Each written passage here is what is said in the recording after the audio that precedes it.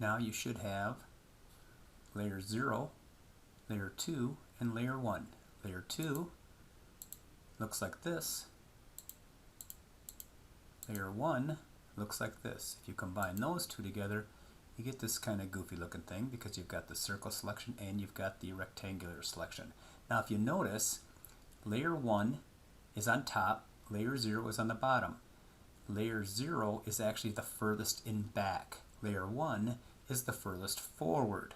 Okay, so just to keep that in mind, the top layer is always the most forward layer, is the one in the very front. The bottom layer is the one in the very back. Now what I'm going to do is I'm going to have you turn off the visibility on those two layers, and I'd like you to activate again the back layer, the bottom layer, layer 0. Alright, it's the back layer, it's the bottom layer. We have to have this layer active when we do our copy and paste, or we won't be copying and pasting from this layer. We'll be copying and pasting from layer 2 or layer 1 if either of those is active. So we just want layer 0 to be active.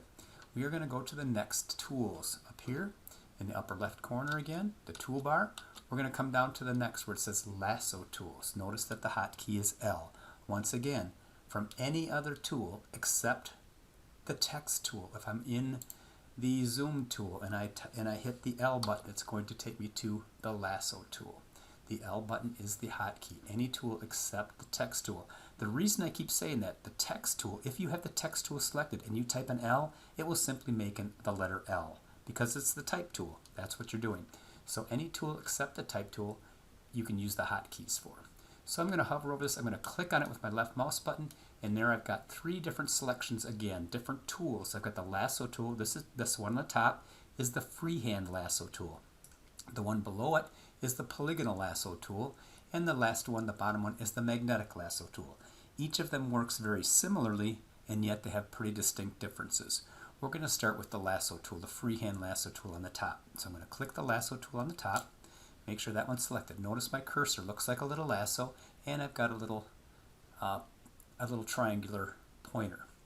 Now, this Freehand Lasso tool doesn't work really well if you need a very, very specific selection. If you need to just select very arbitrarily or just kind of, roughly, the Freehand Lasso tool works very, very well. But if we want to select just this butterfly as accurately as possible, the Freehand Lasso tool doesn't work very well. I'm going to show you. I'm going to simply click, and holding that mouse button down, you see now as I drag this, that's where my selection is. So if I drag it, if I just kind of drag randomly around here and let go, when I close the loop, when I connect the 2 points, it gives me this selection. I'm going to do Control D to deselect because that's not the selection I want. But just to give you an idea, you simply are going to hold down the mouse button and as best as you can freehand around this butterfly. It takes a lot of practice to get really good at this. I am not very good at freehanding. Alright, so I'm just going around this butterfly, and I want you to do the same once I cut you loose here. But you're going to go all the way around. Now, do you want to do the antennas? That's up to you. I personally don't think it's important for this particular exercise. There we go. I've got my selection. Alright, it's a Freehand Lasso tool. I've made my selection.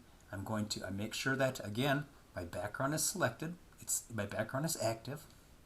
And I'm going to simply copy, Control C, and paste, Control V.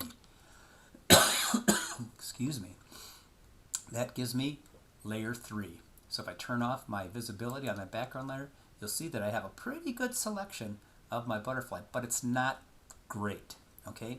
So now what I want you to do, and don't get frustrated. This is really something that a lot of students will get really frustrated and they try really hard to get it perfect. Don't worry about it. All I want you to do is try it. So don't take too much time, but just try to, with the Freehand Lasso tool, do the best job you can. If you get going, if you're going around like this and you kind of get way off or you kind of get goofed up, simply Control D and start over again.